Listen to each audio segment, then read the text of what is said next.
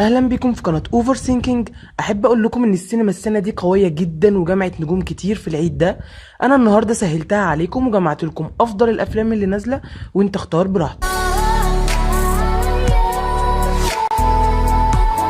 اول فيلم معانا وهو فيلم تصبح على خير، وده بطولة تامر حسني ودرة ومي عمر، وهيكون نوعه دراما رومانسي، ومن تأليف واخراج محمد سامي وانتاج وليد منصور. تاني فيلم معانا هو فيلم الخلية، وده هيكون من النوع دراما اكشن، وهيكون بطولة احمد عز ومحمد ممدوح وأمينة خليل، وهيكون من إخراج طارق العريان وإنتاج صلاح الجهيني. تالت فيلم معانا هو فيلم عنترة بن شداد، وده هيكون من النوع الكوميدي وكمان بطولة محمد هنيدي، والفيلم هيكون مناسب جدا للعائلات لأن محمد هنيدي من الناس المعروف إنهم بيعملوا كوميديا نظيفة.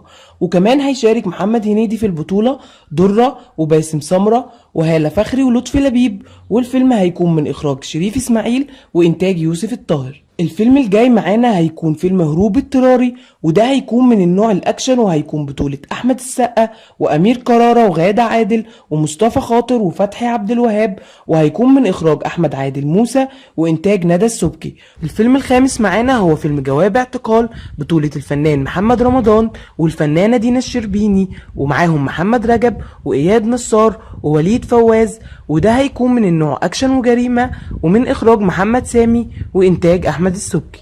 الفيلم السادس والاخير في القائمة دي هو فيلم الاصليين، بطولة خالد الصاوي وماجد الكدواني ومنى شلبي ومحمد ممدوح واحمد فهمي، ومن انتاج شركة ريد ستار ومن اخراج مروان حامد، وده هيبقى اول عمل سينمائي يكتبه احمد مراد للسينما مباشرة.